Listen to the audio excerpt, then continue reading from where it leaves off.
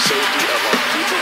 And I want to emphasize throughout everything you're going to hear from us that we want to put safety first in all we do, and that comes down to the decisions of everyday New Yorkers.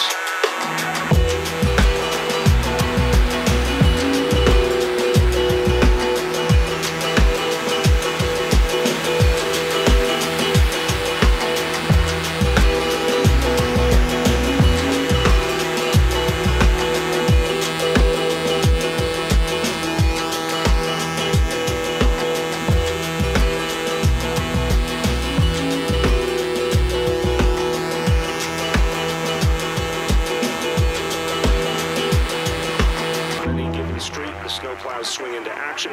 Over 1,800 snowplows have been deployed. That's up from the projection of 1,500 yesterday. We have, in grand total of all vehicles with plowing capacity, over 2,300.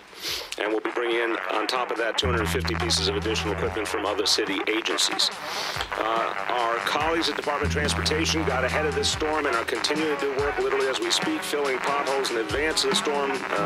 Over 1,000 filled already, plan to fill 800 more today to minimize the impact of the storm. In addition, in terms of protecting our citizens, we are adding 40% more ambulances this afternoon and evening, and FDNY will be adding an additional 500 staff. 500 FDNY members will be on duty in addition to our normal complement.